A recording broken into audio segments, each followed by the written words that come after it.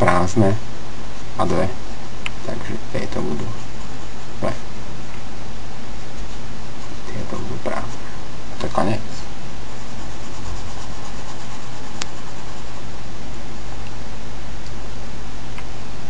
Takže v strašnej rýchlosti to úplne zhrniem.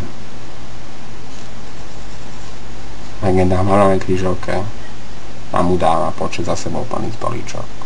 Počet prázdnych políčok nie je nikde udaný. Existuje len pravidlo, že medzi dvoma po sebe zapísanými číslami musí byť najmenej jedno políčko prázdne. Či budú 2 alebo 1, takto nikde nie je napísané. To sa dá vylúštiť. A z tých základných pravidiel,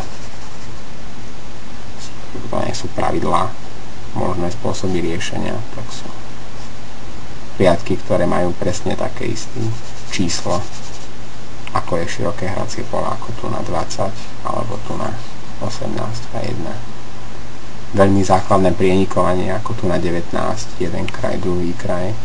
Prienikovanie treba používať aj keď sa nám hracia plocha zmenšuje.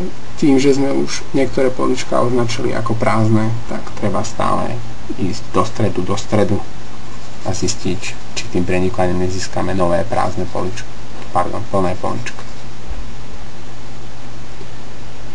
Potom ja tomu vravím dokresľovanie od kraju. To je keď nájdem nejakú plné poličko, ktoré bolo pôvodne toto, ktoré patrilo sedmičke, lebo od kraju už mi tam inak, alebo ani nič, som tu zakresliť nemohol, tak som si od kraja dokreslil tieto dve, ktoré boli 7 a teda. Alebo pomocou tých plných poličok som vylúčoval riešenia, ktoré nemohli byť ako 2. Táto plná dokopy by ich bolo 5, takže to nie je 2 prázdne a za tým už je to jedno, riešil som toto spôsob 7 alebo 8. A potom som si označoval určite prázdne polička. Keď boli tým, že už by mi tam číslo nedošlo, tak napríklad tu, keď som mal týchto 7, tak táto bola prázdna, lebo už by mi tam nedošla, aj všetky tieto od kraja boli prázdne, blablabla. Takisto, že sa mi tam čísla nevojdu, mal som vlastne tieto x urobené a medzi tým sa mi nevošla ani 4, ani 6, ani 5.